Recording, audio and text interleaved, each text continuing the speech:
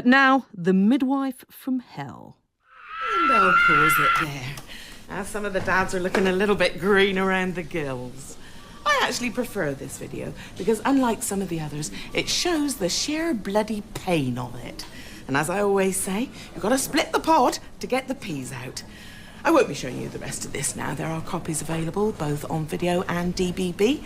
But I would ask you not to fast forward through the contractions, please, because after all, you can't do that in real life.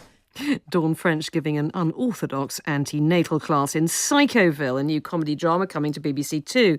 It's written by Reece Shearsmith and Steve Pemberton of the League of Gentlemen and is named after the title given to that series when it was sold to Japan.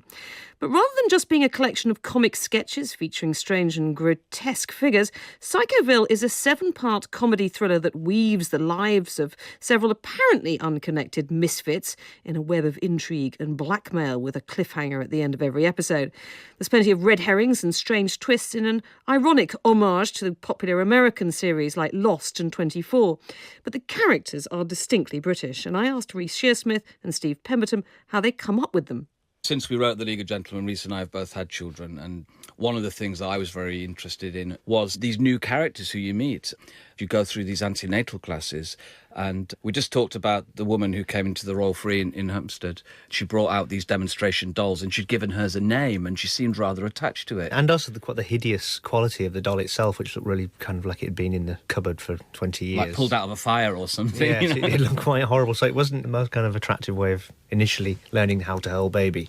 And so we thought that's quite a funny image to kind of have this woman that's very genial and talking to these very vulnerable, expectant parents, and then to have this quality to it that's kind of slightly sinister. And you slowly find out about Joy and her obsession with her little Freddie. But initially, you know, it's a kind of the joke of a quite uncaring midwife.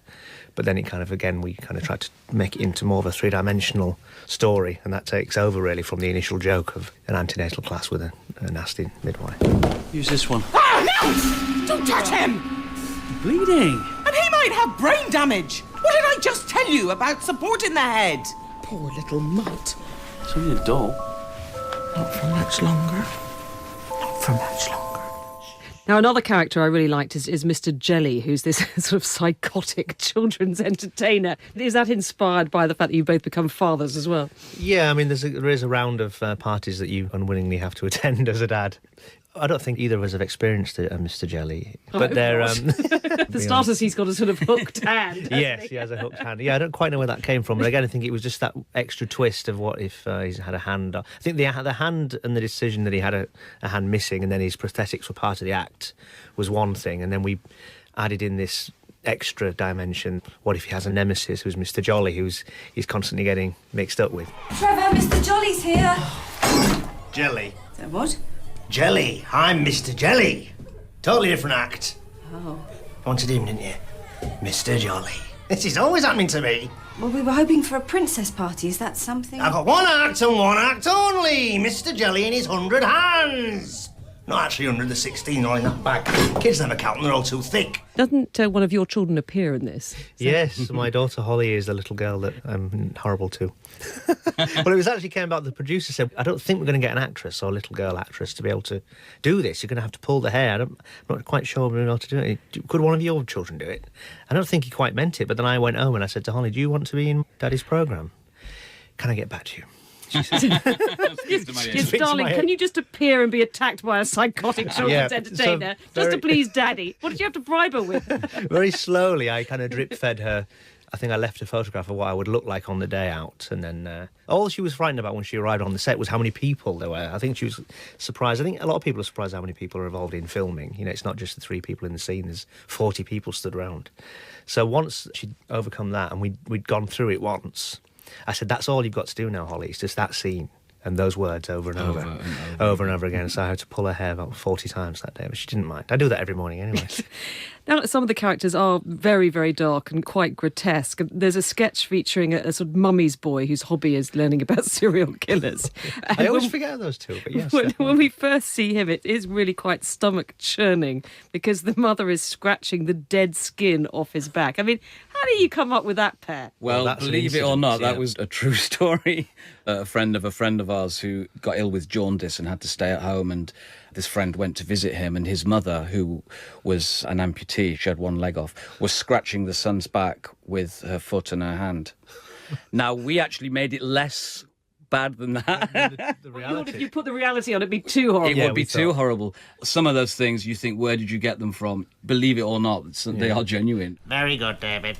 I want to do John George Haig. Which was he? Acid bath murderer. Oh, no, I've got indigestion, David. I want it. No! We'll do it tomorrow.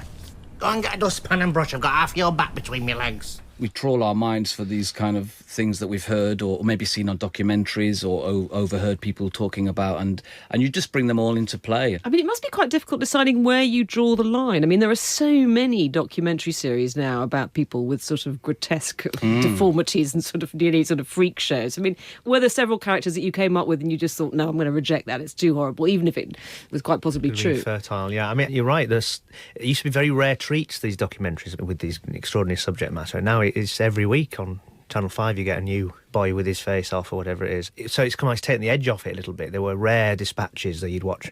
I don't think there wasn't. We were very careful in the picking of the characters, and I think we are quite judicious in how we shock. I mean, that's why it's all the more shocking, because I think we are quite responsible, actually. Because we earn it. I hope that you arrive at these extraordinary characters and what they're up to. So we're not just willy-nilly out just to shock. Because, I mean, League of Gentlemen, in a way, gave birth to a whole wave of grotesque comedy, didn't it? I mean, Little Britain and 99 and all those shows came out of the League of Gentlemen. Did you have problems getting this new series commissioned? I mean, was there a sense that, no, there's been enough grotesque comedy, we want you to go somewhere else? Well, that's what we'd heard. We'd heard when we were deciding what to write about, we'd heard that dark comedy was out and big and funny was in, whatever that means. No one could quite explain to us what that meant.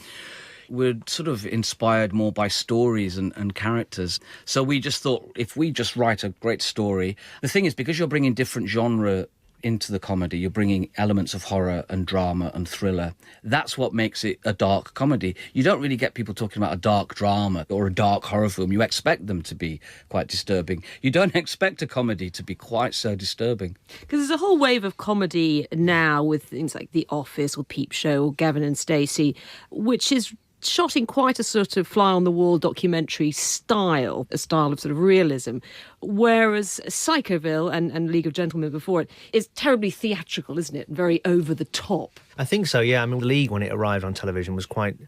I think it was the first time, really, that comedy, if I say so myself, had kind of been filmed so beautifully. It was kind of quite grand and filmic. And, we dared to leave a wide shot with a car driving across a horizon. In a comedy, it would be like, what? There's no joke there. Cut it out. Let's cut to the chase. And I think we put air into it. It's the thing we always used to fight for in the League of Gentlemen and in Psychoville, which there's more thought in the kind of atmosphere and the silences. You're operating more like a thriller. How do you write? I mean, do you both sit in the same room? Yeah, we have a little office that we go to every day and try to make it feel like a job. We take turns typing.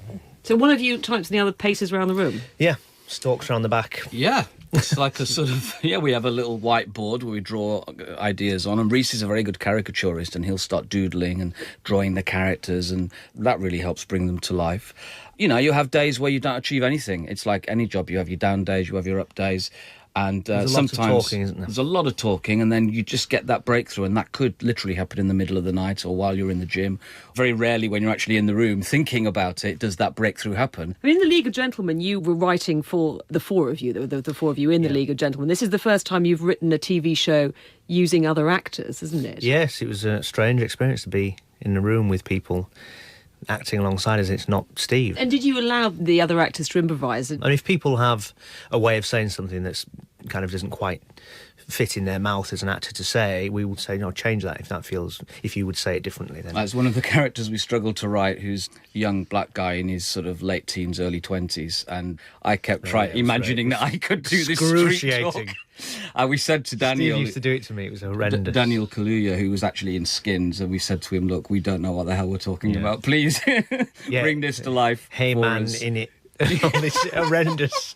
But he used to do it as if he did know what this speak was. He ended up writing his own dialogue, didn't he? Well, he kind of knew it. It was much more authentic, wasn't he? He brought a lot to it, let's say that. Reece Shearsmith and Steve Pemberton. Psychoville begins next Thursday evening on BBC Two at 10 p.m.